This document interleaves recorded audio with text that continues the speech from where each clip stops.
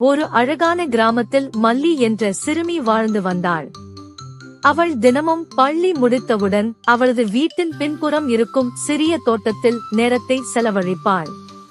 அந்த தோட்டத்தில் பல வகையான குருவிகள், அணில்கள் என வாழ்ந்து வந்தன. மல்லி தினமும் தோட்டத்தில் இருக்கும் சிறிய செயற்கை நீர்வீழ்ச்சி அருகில் அவைகளுக்கு தானியங்களை உணவாக வைப்பாள். என்னதான் மல்லி உணவு வைத்தாலும் குருவிகள் தனியாக உணவு தேடுவதையும் வழக்கமாக வைத்திருந்தன. மல்லியை பார்த்தவுடனே குருவிகள் குஷியாகி பாட்டு பாடத் தொடங்கிவிடும். அது அவளுக்கு மகிழ்ச்சியை கொடுத்தது. வெயில் காலம் இப்படியாக கடந்தது. கொஞ்சம் கொஞ்சமாக பனிக்காலம் வர தொடங்கின. குருவிகளால் வெளியில் உள்ள அந்த நீர்வீழ்ச்சியில் காலை வைக்க முடியாத அளவுக்கு குளிர். அவைகள் அந்த தோட்டத்தில் நடக்க முடியாத அளவுக்கு வெள்ளை திடலாக பனி கொட்டி கிடக்கிறது. வெளியில் தானியம் தேடவும் முடியாமல் போனது. தினமும் வரும் மல்லி வராமல் அவைகளுக்கு என்ன செய்வதென்றே தெரியவில்லை. சரி, இப்படியே இருந்தால் என்ன செய்ய முடியும், கொஞ்சம் நீரையாவது குடித்து வாழலாம் என்று ஒரு குருவி சொல்ல, மற்றொரு குருவியும் மரத்தில் இருந்து வெளியே வந்து நீர்வீழ்ச்சி அருகில் சென்றது.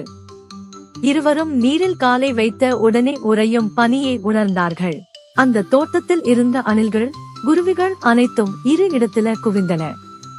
ஒரு குருவி சொல்லியது, நாம் அவளை தேடி சென்று உதவி கேட்போம் என்றது. மொத்த குருவி கூட்டமும் மல்லியின் அரை கண்ணாடியை கொத்தின.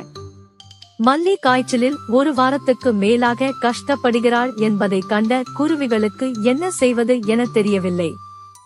இவை கண்ணாடியை கொத்தியதை பார்த்த மல்லி ஜன்னலை திறந்தாள்.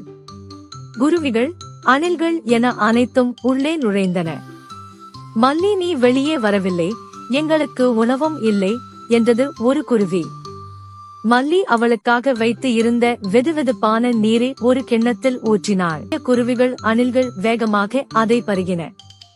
மேலும் மல்லி அவற்றிற்கு மற்றொரு கிண்ணத்தில் தானியங்களை இட்டாள். அவைகளிடம் மன்னிப்பும் கேட்டாள்.